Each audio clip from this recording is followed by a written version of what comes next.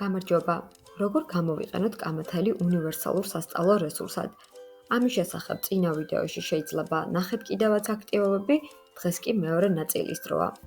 პირველი, ყველასთვის კარგად ნაცნობი და საყვარელი წუთშესვენება, რომელიც განსაკუთრებით გვჭირდება დღის მეორე ნახევარში და რომელიც მოსწავლეებს ეხმარება კონცენტრაციაში, ხოლო საგაკვეთილო პროცესი ხდება უფრო სახალისო და ჩვენს გვეხმარება განმუხტვაში.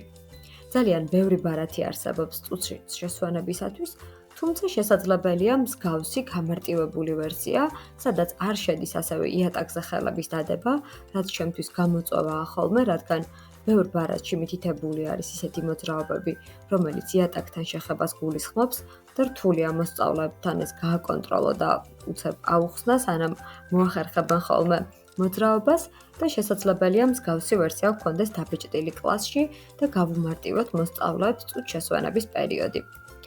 მეორე, ტექსტის განხილვა კამათელის დახმარებით.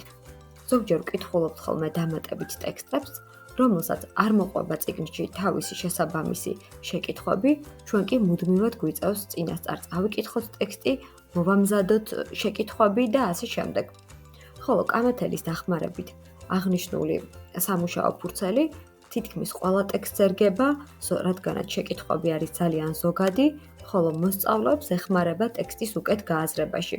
მსგავსი სამუშაო ფურცელიც გაგვიადვილებს ყოველდღიურობას და დაეხმარებათ მოსწავლეებს უკეთ გაიგონ და იყვნენ გაცილებით ყურადღებით, რადგანაც წინასწარ იციან დაახლოებით რა ტიპის შეკითხვებისთვის შეიძლება იყვნენ მზად და გაცილებით უფრო ყურადღებით უსმენენ ტექსტს მიმდინარეობისას. მესამე და ალბათ ყველასთვის კარგად ნაცნობი და ძალიან მარტივი, ამასთანავე მრავალ უნარზე გამსვლელი აქტივობა.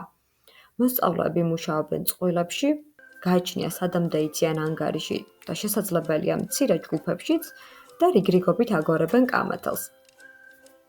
შემდეგ კი წერენ შესაბამის მიმატების მაგალითს და ბოლოს პასუხსაც გამოიანგარიშებენ.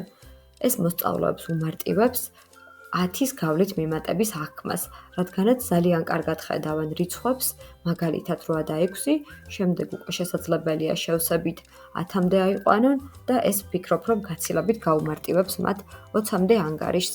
ყოველ შემთხვევაში ჩემი გამოცდილებით 100 არის და ალბათ თქვენც დამეთანხმებით. მესამე და მეოთხე უბრალოდ დისკუსია კამათელის დახმარებით.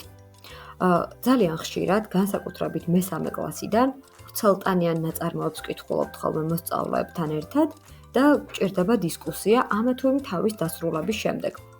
ეს აქტივობა განსაზღვრულია სწორედ ვრცელტანიანი ნაწარმოების შესწავლის შემთხვევაში, რადგანაც თითოეული თავის წაკითხვის შემდეგ რიგრიგობით გავაგორებთ კამათელს და ვუპასუხებთ შესაბამის შეკითხვებს.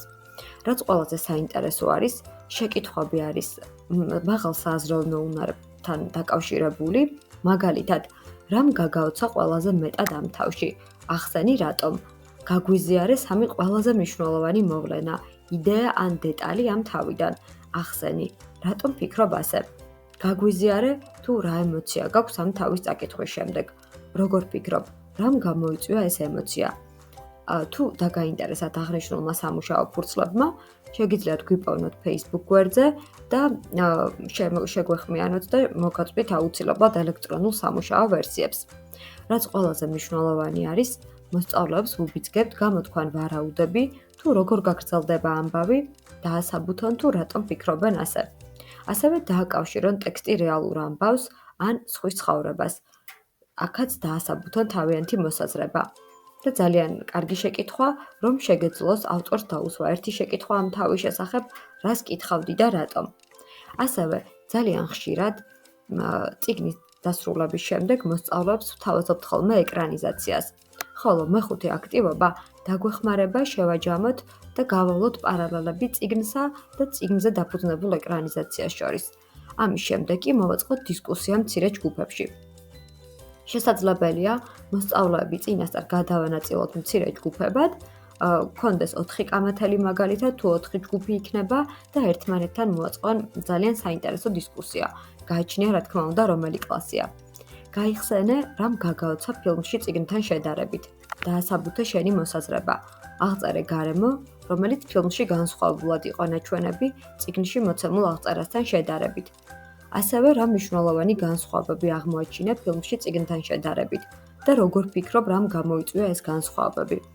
აღნიშნული შეკითხვები მოსწავლეებს უბიძგებს გაცილებით უფრო დეტალურად ჩაუღრმავდნენ ამა თუ იმ ფილმსა თუ წიგნს და რა თქმა უნდა ეს ეხმარება მათ განევითარონ მაღალი სააზროვნო უნარები. დიდი მადლობა, გვიპოვნა Facebook-ზე და დროებით.